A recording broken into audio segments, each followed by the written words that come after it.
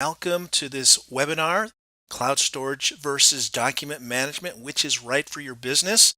And so we have a lot to cover in just 30 minutes. And so let's get going. I appreciate each of you taking time out of your schedule today. There is a place where you can ask questions as we go along. You can just simply type them in the window there. Now, many of you have already sent us some questions, and so hopefully as we go through this webinar, a lot of those will be addressed, but all of them we will answer for you. Again, the title of the webinar, and this is what you signed up for, this is what we put out there. When it comes to document management, cloud-based software is fast becoming the popular choice, but is it the right decision for your business? During this webinar, we'll compare the two and help you decide the best fit to save you time, money, and headaches. And so what we'll be discussing is security, management of your important files, compliance, functionality, cost, user interface, how to share files, integration with other software, and much more. And then the questions and answer to follow. Now, because we're going to cover a lot in 30 minutes, two things. One is I'm recording this session, so it'll be made available later because I'm going to go pretty quickly. And two, we have a slide deck that we'll make available to everyone who wants it of the slides that will be shown during this presentation. So we'll make those available too. Let's talk about the cloud. What is the cloud?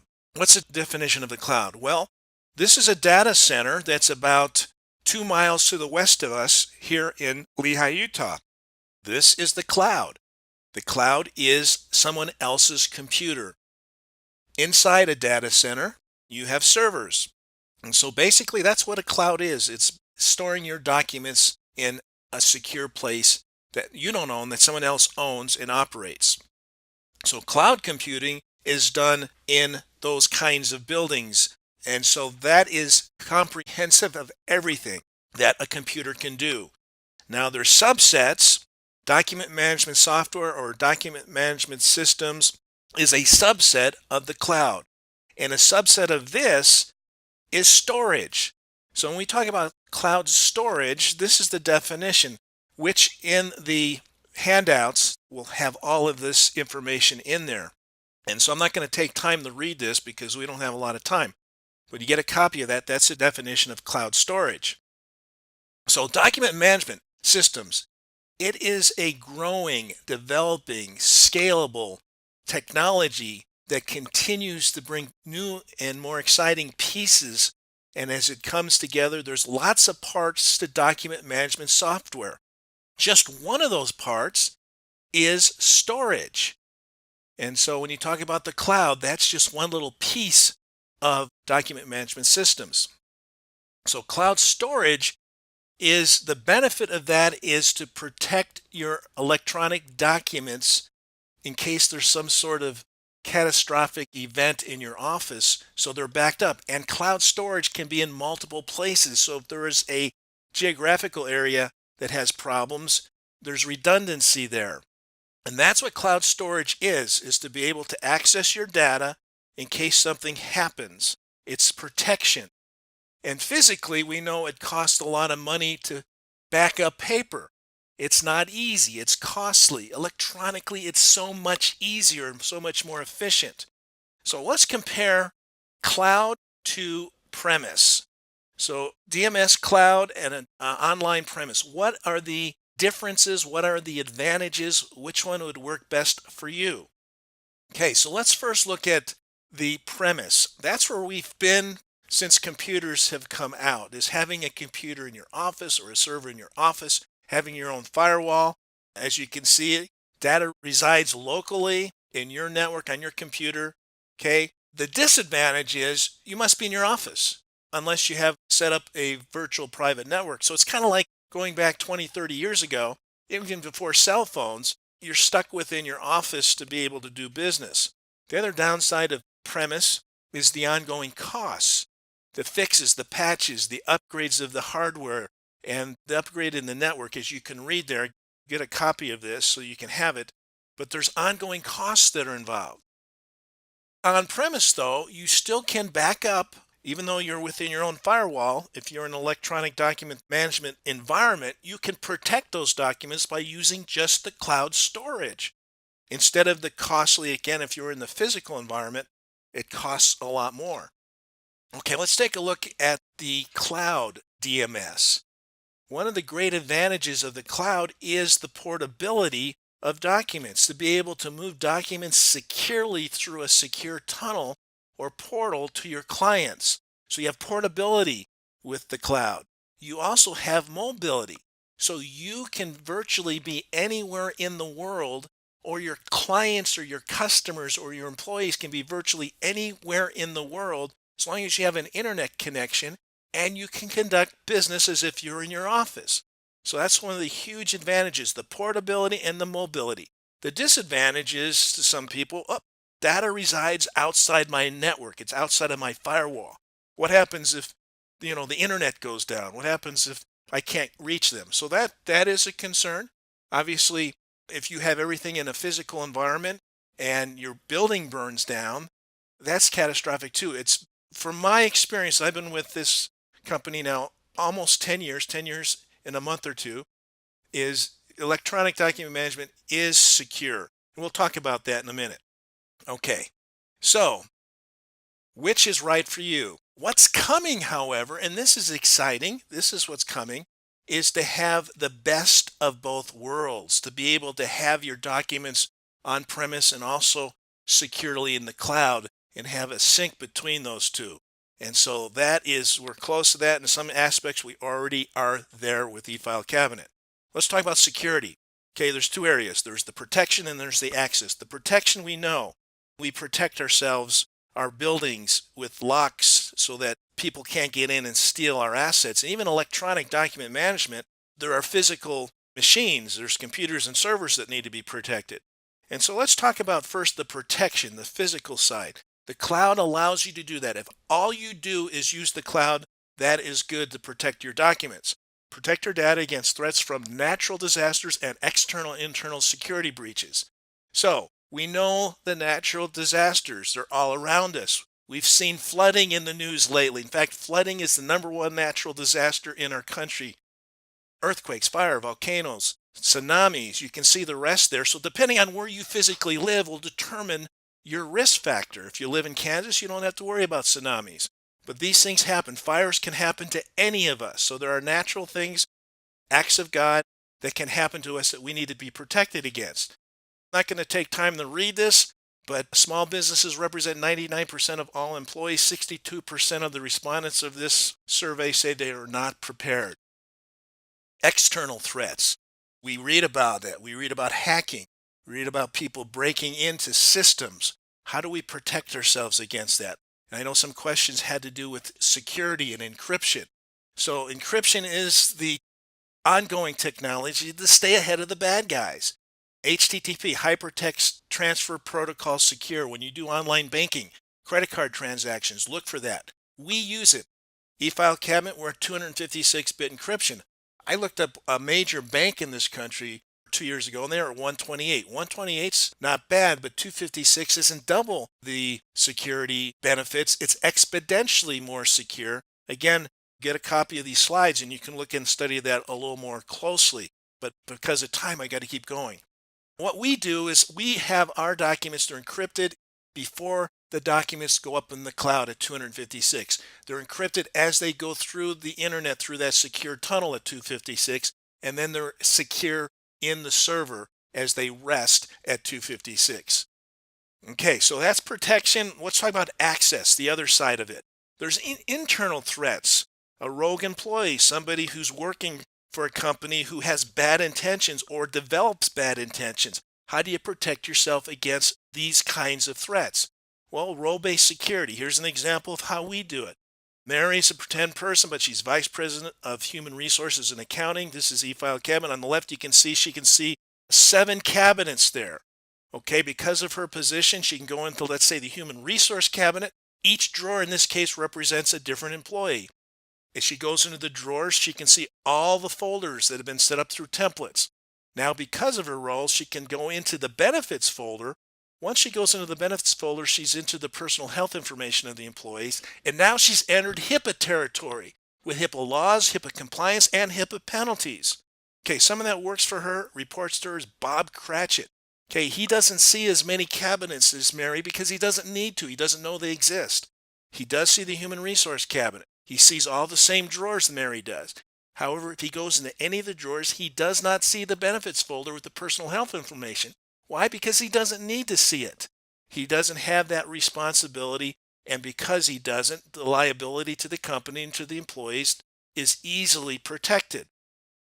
So side by side, they can see the same cabinet, they can see the same drawers. However, Mary has access to the benefits folder and Bob doesn't even know it exists. So that is what's called role-based security. Now, compliance, there's really three pieces of document management software that's important as we talk about compliance. And we'll show you these three. Okay, one is role-based security. We just talked about that. The other is retention, being able to keep documents for a certain period of time, electronically track them. And the other is an audit trail. So let's take a look at each of these. Okay, role-based security we've already discussed. As you pull down the slide deck, you can read this, but this is important personal health information. Violations of the HIPAA rules can lead to very severe financial penalties, in some cases, criminal charges and incarceration. So it's important to know that. Okay, role-based security in our software, you can see this allows me to decide what, in this case, this person, this user can see and not see. Now, I've labeled these different folders in a descriptive manner. You wouldn't name folders this, but to show you that in this case, this user here, Ashley, the first one, she cannot see inside the folder. I can have thousands or hundreds or many documents in there and she won't see any of them. The second one, she won't even see the folder. View allows her to view documents. View and open allows her to actually open the application, and view, open, edit. So I'm not going to spend any more time on this, but you can determine, be very detailed or punctilious, and what kinds of permissions you give those internal people that work with you. Okay, retention. What I can do with retention is I can set a date and I can put that date on a cabinet and say everything in this cabinet, any documents in there, maybe 5 years from now, I want those documents to either be purged, moved into an archive location, or copied somewhere. I can set it up at the cabinet level and push it down to the drawer level, or start at the drawer level, or go to the folder level. This is retention. It intelligently keeps track of the life of the documents for you. And so you can do it right on the document itself also. So that's another piece of compliance. The third piece has to do with the audit log. Where have people been? What have they touched? And so in eFile Cabinet, we have software that allows you to do that. And those are three areas within the software that are important. The first area is what happened. So what was done? So any kind of functionality within the software can be measured by who did it. So in cabinets, who created a cabinet, who deleted a cabinet, who edited, purged, so forth. Drawers. Okay, there's more things you can do with a drawer. Who moved a drawer, who edited comments, who deleted the drawer. Folders. Who did these kinds of functions in the folder? Files. Okay, who deleted a file, who copied a file. And so I don't have time to go through all this. And you can see all the different kinds of things, and there's more to it. First thing is what was done. The second thing is when. When was it done? Okay, when do you think something happened that you need to see what happened so you can determine a date on it? And then all the users or groups within eFile Cabinet is who done it. So what was done, when was it done, who done it. You'll see the results in this window here, and a report can be saved to a CSV document of what has just happened. This is a permanent record. So even the admins cannot change this. This is something that just doesn't go away. Okay, integration with other software. You can see these are the different companies that we integrate with. Obviously, we have no time to go through each of these, but I will talk about Microsoft Office really quick. Okay, so Microsoft Office, Microsoft Word.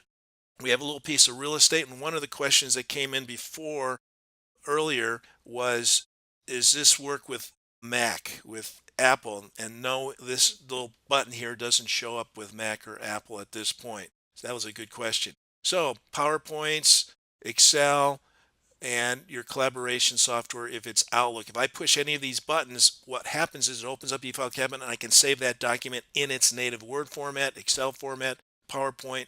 That's the integration. So if I want to demonstrate this to you, here's a Word document that I'm going to open up. Okay, and then I'm able to save this directly into eFile Cabinet. Okay, so this is eFile Cabinet Online that we're working with right now. There's a Word document. I click on that button and it opens up a navigational window that allows me then to go and decide where do I want to save this Word document in its native Word format. So it opens up all the drawers in the Human Resource Cabinet. In this particular case, I'm going to go down and save this in the resume folder for Tom Adams, and I hit store the file. Now that document is saved in its native Word format. There's a copy of it now inside eFile Cabinet. And as if I drill down there inside, there's a way I can just click. There is the document. So functionality, as we're moving along here, you can see this is the different things we're going to look at really quick.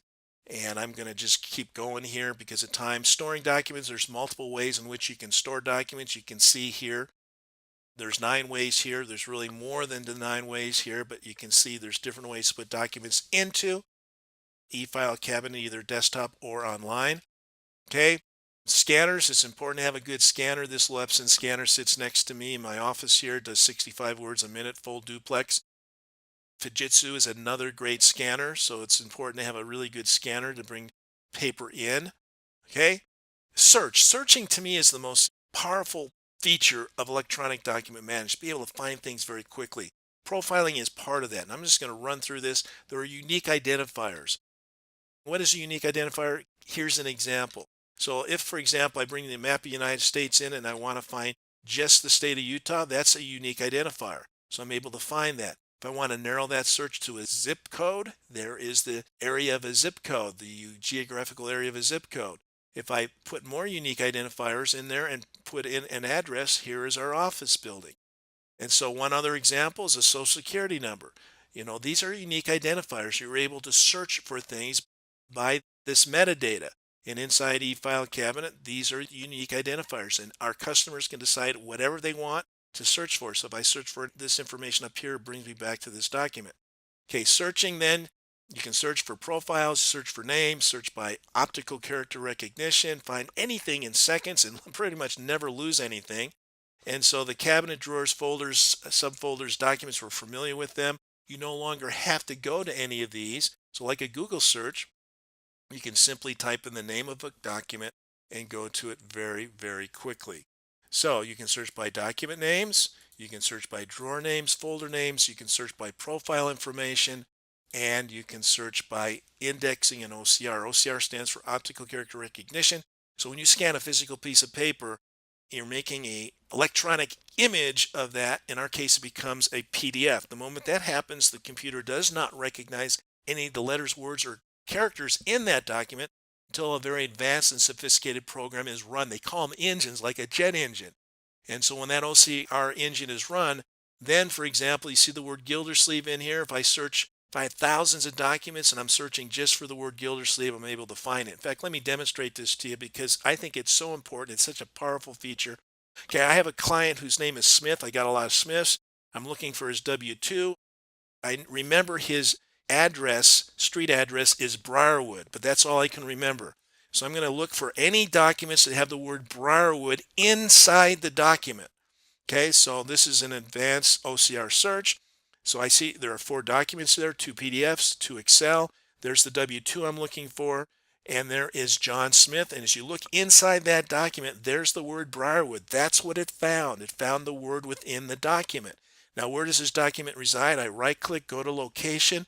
Takes me right to the cabinet, right to the drawer, John Smith's drawer, right down to the folder, and there is the documents. Using this technology, you should never lose anything, let alone find things very quickly. So I'm going to do another search for profile.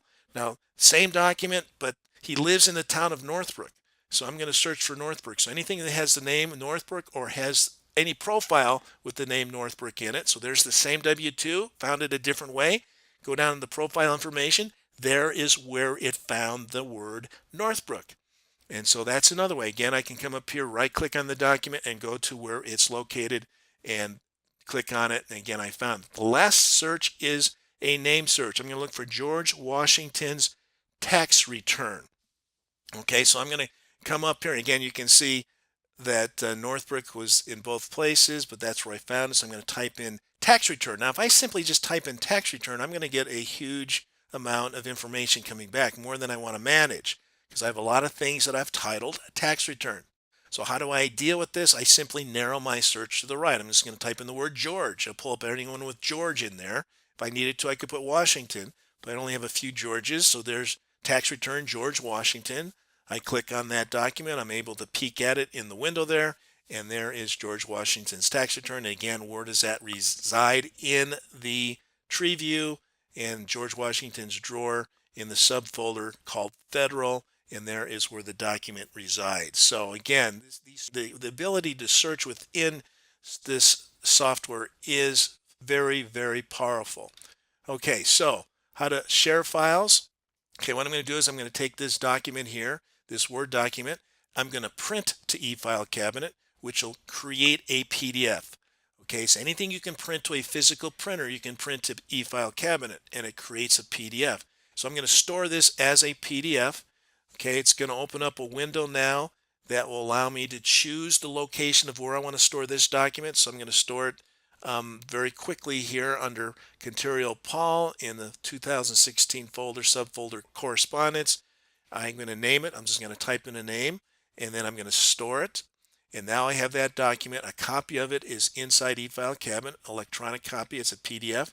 And so now I'm going to then share this document through Secure Drawer to a client. The moment I do that, the client will receive an email letting him know that there is a document waiting for them up in Secure Drawer. And there's many ways to bring in a Secure Drawer. I'm just going to drag and drop it into the Secure Portal. And then this shows me I can do multiple documents at one time if I wanted to. Also, I can put a note on there. Hope you enjoy this. Or I can pull one or two. My clients can put documents in Secure Drawer back to me. I can put an expiration date on this document if I wanted to, so he has or she has access to it for only a certain period of time. I send that document. Okay, now that email automatically goes to the client. The client then would open up his Secure Drawer in this case. Let me bring it in. Let me pretend I'm the client. This is the Secure Drawer that the client would actually see when they click on the email and open this up.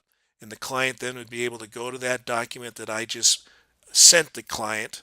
And there it is. The client can then download that document to his computer. And so you can see that's being done here. So now the client has that document. One other example is, let's say the client wants to send me something back. So now here the client is just simply going to drag a document into Secure Drawer, just drag and drop.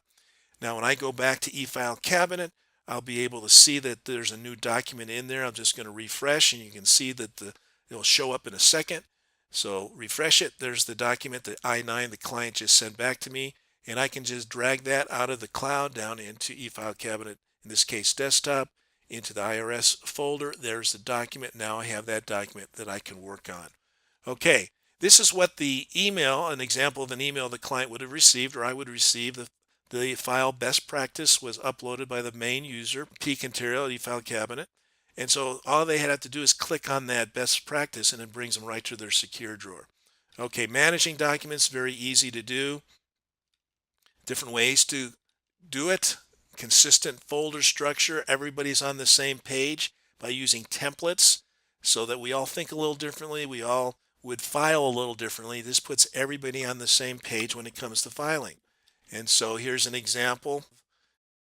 I can simply right click and create a new drawer. And I'm just going to show you this really quick. I don't know if I'll have time to show you all this. We're getting down to the last few minutes. And so you can see I can apply a template here. And now I've created a new drawer. Refresh it. And there is the folder structure. Now I can use a CSV document and create 1,000 drawers and apply it at one time. I just don't have time to show you that right now. Working with files, okay? Working with files, being able to download, check them out. eFile Cabinet has versioning. You can tag documents, you can email them, or you can send them through the Secure Portal. Okay, now this is ZoneOCR. I want to show you this. This is the next generation that's come out. ZoneOCR basically eliminates the need for data entry. This is so cool. And I think, again, technology keeps going forward. Let's say Josephine comes in with a tax document. Okay, it's a W-2. And how do you process that now? Most people take that document, put it somewhere where they can type that information into the computer. That is called data entry. That is called redundancy. Not a lot of people like to do this. So now with Zona OCR, you simply scan. So now when she brings in a document ahead of time, those fields are identified only one time per document. The documents are standard, but the information on the document are the unique identifiers to that particular client. So when you scan that document, it captures electronically as you do it those different fields, and it automatically takes that information and fills out all the profile fields automatically for you, so you don't have any data entry.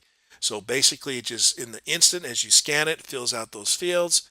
And eFile Cabinet, if the client does not exist, will automatically create the drawer, automatically apply a folder structure, automatically pull off that information, and store that document electronically. That is Zona OCR, and that is a great tool. All right, mobile devices. Okay, somebody's asked, we're all using these now. So we do have a mobile app. So anything you can do inside eFile Cabinet shows up on your phone, and you can have favorites that you have so that you're pushing forth the documents that you want to see when you want to see them, and you're able to search. You're able to use your phone and take a picture of a document and create a PDF. So anything that's done in eFile Cabinet or on the phone is vice versa. And so you can actually sort this so that maybe I only want to see the documents. On the phone, you can actually see that what documents you need to. I like it for carrying my passport, my credit cards, my driver's license in case I ever lose them. I have a very secure connection and I can pull it out. So these are favorite documents inside eFile Cabinet Online. Everything you do in one automatically does it in the other. Alerts. This is a powerful tool, allows you to put an electronic alarm clock on your documents or your folders or your drawers. So let's say that you need to have a document pushed to your attention 6 months from now in 2 days. This will automatically alert you to those documents. You can do this for your employees, for yourself, and for groups of people. This is a fantastic product. And then the compatibility here. So we're down to the cost. I'm going to come back to this in a moment and talk about costs, but I want to just talk about the cost, the opportunity cost here, how much paper costs, the recognized cost of paper, the unrecognized cost of paper. Very expensive. You're dealing with if you're in a paper environment, and then the shredder to destroy the paper that you've spent so much money to put together. Okay, how firms, oh, and I need to show you this. I know we may go a minute over, but here's Tom. Tom on the left's paper environment. Tom on the right is electronic.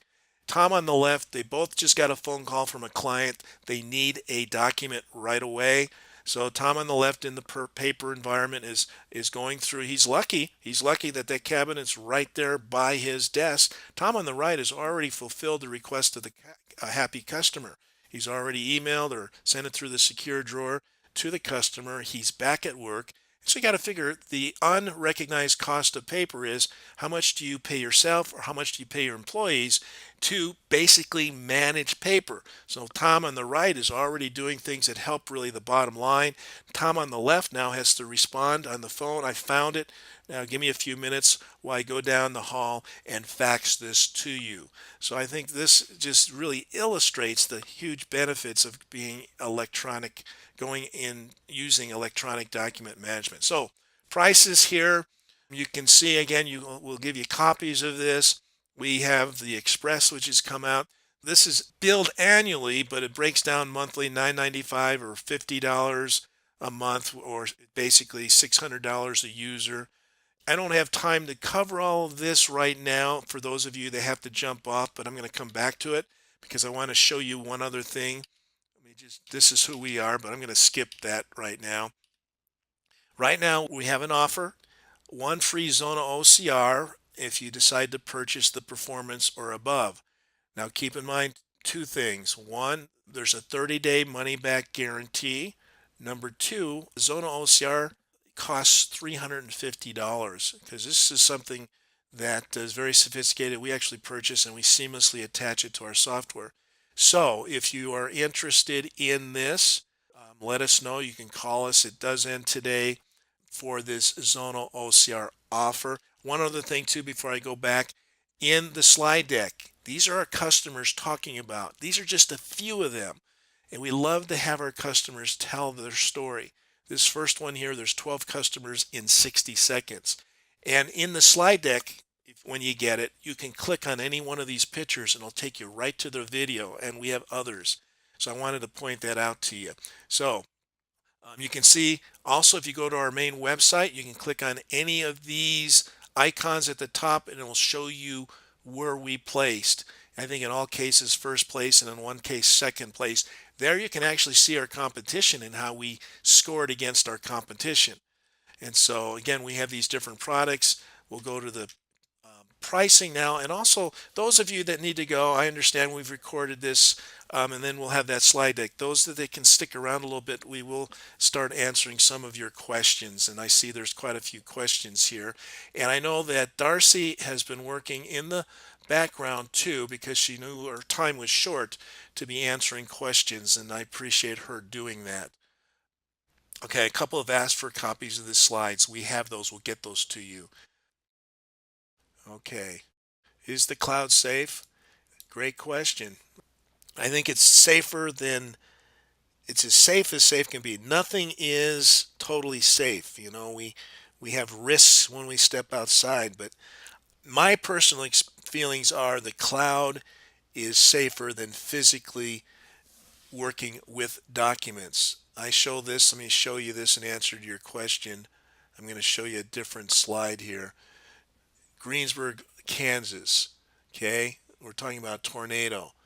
This was a town in Kansas, 90% of it completely destroyed. Now, if you were operating in a paper environment or an electronic environment, just like this accountant here, this is his office. Everything was destroyed, but he backed it up into the bank in the safety deposit box. The bank was destroyed. He was lucky, he said, that his backup disks in the safety deposit box were spared. So this is his office now. But he said, I need to back up outside of the town I live in. So the cloud allows you to do that, and physically that's impossible. So there are risks either way, but to me, I think the cloud is very, very safe. But that's a great question. Well, we are at the end. I know we weren't able to get everyone's questions answered, but we will. If you want, again, stay on here, you can. Again, I want to say thank you for those of you who have taken your time on the pricing here too. You can go to our website. We'll give you a copy of this. You can see the different features that come with the pricing. If you're interested too, please contact us at this number, and we'll be happy to go into more detail and do you a little more robust demonstration and answer your questions live one-on-one, and we do that all the time. So with that, I'm going to say thank you to everyone. Your questions will all be answered. They'll be addressed either through an email or a phone call. So thank you again. I hope you have a wonderful